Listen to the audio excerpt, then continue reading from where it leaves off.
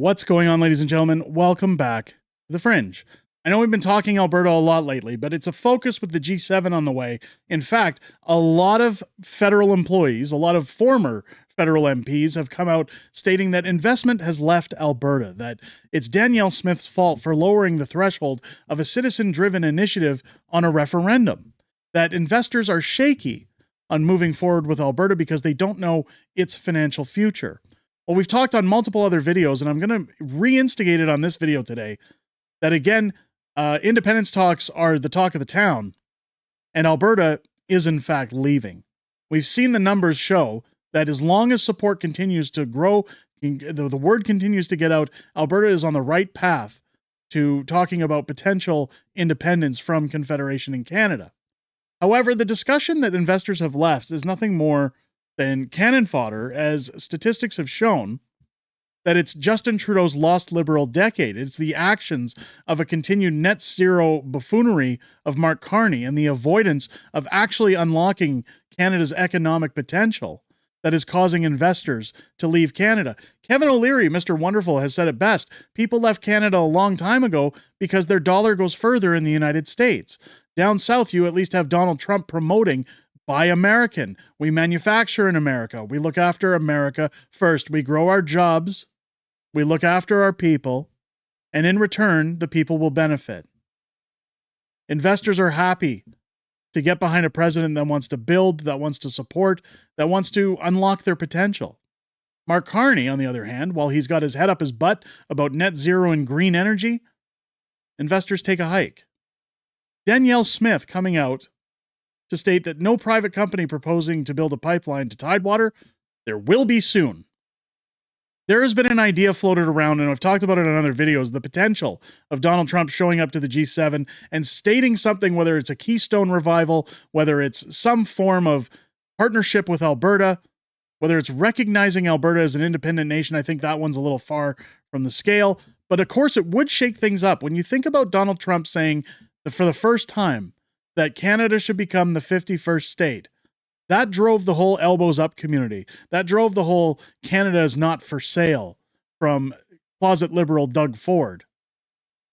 What do you think Donald Trump showing up at the G7, recognizing Alberta as an independent nation, would do to Mark Carney? What do you think that would do to the East, elbows up Team Canada crew? Mark Carney and other premiers have shown multiple times since Mark Carney took his job as prime minister, they're not on the side of Team Canada. In fact, that's what Danielle continues to paint the picture of, so that when, not if, but when her citizens hold their referendum, she can simply say, look, I tried to work with you guys. This was your fault. You had the chance to work with us. You had the opportunity to remove job-killing tanker bans. You had the ability to remove the cap on our production limits. You had the ability to build pipelines. You chose to ignore us, thus not being Danielle's fault. But this makes me question her multiple trips to the United States. It makes me question what deals she has with Japan, South Korea. She's talking about offices in Abu Dhabi. Danielle Smith has an answer for British Columbia's premier and other critics who have asserted that there's no proponent and no concrete proposal currently on the table to build an oil pipeline to Tidewater in Canada. There will be soon, she says. Now, this isn't just an empty threat. She's telling David Eby, you're clearly not on Team Canada, as you claim to be. You either help us or get out of the way. She knows where Albertans stand. We're working very hard on being able to get industry players, private sector players, to realize this time might be the different and to be able to come forward. She told delegates attending the Global Energy Show in Calgary last week, if I'm successful in doing that, then we'll get it on the project list and we'll work through the 2-year approval process and we'll see if we can get somewhere. Keep in mind, the 2-year approval process has been put in place by the Liberals. Smith said that the aim is to get a new 1 million barrel per day crude pipeline to the Port of Prince Rupert on Prime Minister Mark Carney's potential list of projects in the national interest. It's not going to happen. Federal government has tabled Bill C-5, the so-called Building Canada Act, which sets out a streamlined federal regulatory process for major projects. Energy industry leaders and Western politicians say Carney and Minister of Energy Tim Hodgson have sent encouraging signals. But again, actions speak louder than words, and so far, it's nothing more than word salad and no action. Despite renewed public and political interest in constructing a new pipeline to carry crude to Canada's coast for export to non-United States markets, no private company has emerged to express an interest in pursuing such a project. Many people have cited that, well, this is because Alberta's talking about independence. No, the Liberals have and continue to chase away investment in energy. Midstream companies say they're faced overwhelming headwinds in trying to advance big projects in Canada in the past decade. Again, not recently, the past decade. Two major pipeline proposals, Enbridge Inc.'s Northern Gateway and TransCanada Corp's Energy East pipeline, were either cancelled or abandoned, and TC Energy Corp also abandoned its Keystone XL pipeline project after twice being rejected by the U.S. government. Again, Joe Biden came in and slammed that down as soon as Trump was removed from office. But now that Trump's back, G7's this week, makes me wonder if that's being revived.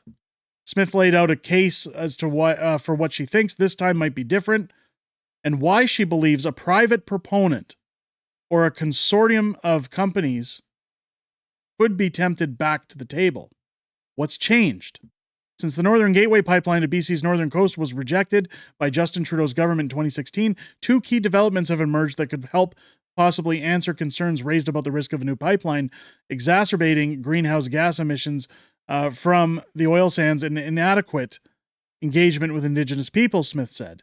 The Pathway Alliance, comprised of 6 major oil sands producers, pitched a large-scale carbon capture, utilization, and storage network project in 2021, which, if built, would be the largest upstream carbon abatement project in the world, capturing up to 80 million tons of CO2 per year by 2050.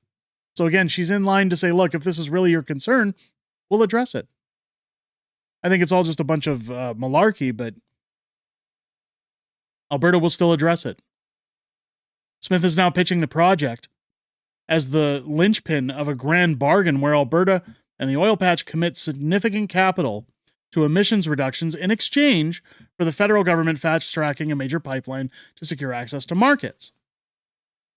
This is why I say that Alberta will entertain that if you've got a problem, we'll work in line with you.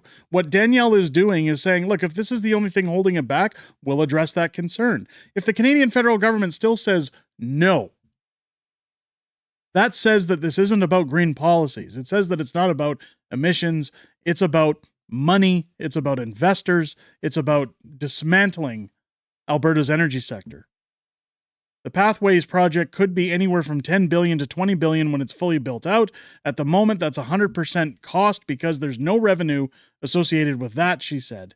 Now, if you couple it with a couple of million barrel per day pipeline, well, that allows you $20 billion worth of revenue year after year for the lifetime of the pipeline. Smith said that the cost of decarbonizing looks like a more attractive plan when you have a new source of revenue. She also pointed to the establishment of the Alberta Indigenous Opportunities Corporation, which didn't exist when Northern Gateway was first considered. It's the first Crown corporation with a mandate to provide loan guarantees and financial support to Indigenous groups seeking to invest in major economic projects. Again, crossing another hurdle that people are saying, well, it's never going to go through. The federal government has since modeled a similar $10 billion loan guarantee program under the umbrella of Canada Development Investment Corp. This allows for us at the outset to be talking about a meaningful Indigenous ownership stake and the way to do it, Smith said. So it's not, you're not selling out, you're buying in. We're not dismantling your land. We're not causing you issues on your land. You're investing in it. Now the question comes up about the oil tanker ban. Smith said that there were concerns, previously raised about the risk of an oil spill due to Northern Gateway's original proposed terminus being in Kitimat, BC, where there were fears about groundings and collisions for tankers navigating the narrow Douglas Channel. Well, let's go to the Port of Prince Rupert, she said. It's 200 kilometers longer, but it's a clearer run to be able to get to open sea. So again, we have a problem, let's address it. Smith said that Canada is already shipping fossil fuels to Asia from Prince Rupert, including roughly 20% of Japan's propane supply, as well as butane, coal, and petroleum coke, and other products such as grains and biofuels currently being delivered to the coast by rail. Expanding existing rail linkages to boost freight capacity, as well as building new oil and gas pipelines, would increase Canada's export capacity to Asia and would form key planks of an economic and energy corridor stretching from Prince Rupert to Churchill, Manitoba, a concept that has buy-in in principle from Western premiers, she said. Again, Wab Kinew has already shown support for that, or at least that he's willing to discuss it. He recognizes it's necessary. This is an Indigenous premier. Maybe we come to an agreement that if all roads lead to Port of Prince Rupert, just cut out the Port of Prince Rupert so we can continue to protect the rest of the coast. I can live with that, Danielle said. But Canadian crude production has steadily grown in the last 15 years, despite producers being narrowly focused on incremental growth in output and shareholder returns. No major onshore Canadian greenfield oil projects have been proposed since the Tech Frontier oil sands mine in 2008, a project that was officially abandoned in 2020 by its proponent, which cited a lack of policy clarity on resource development in Canada. Again, the Liberals killed it because they had no other option but to virtue signal. Smith said that she believes producers are willing to make the long-term commitments necessary to give a pipeline company the confidence to go ahead.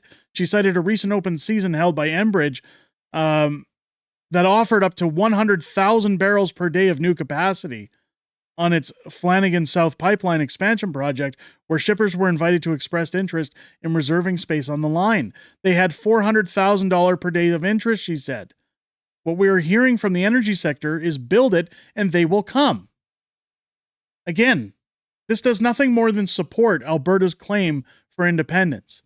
That if a Mark Carney government, if the usual suspects from Justin Trudeau's cabinet, we've discussed in other videos, are still running amok in the House of Commons, we already know the answer to this. Danielle already knows the answer to this. What she's doing right now is making a case. She's stating her case to not only the province, but the rest of the world.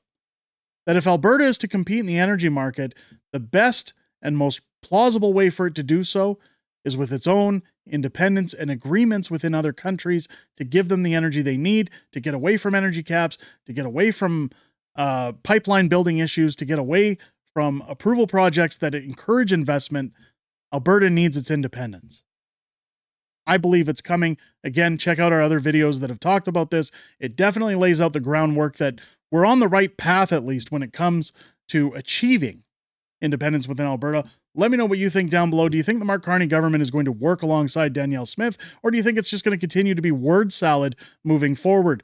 Do you think Donald Trump is going to make an offer or at least express concern about reviving Keystone at the G7? Let me know your thoughts down below. If it's your first time here, again, I hope this video has earned your subscription. Make sure as you hit that button, you turn on your bell for all notifications. Join me live here on the channel each and every Friday for Friday Night Fringe, our weekly live streaming show, where I'm joined by the beautiful Mrs. Fringe as we discuss everything that happened this week in politics, everything we know that's coming up in the week ahead, as well as your Q&A going back and forth throughout the comments outside of making these videos.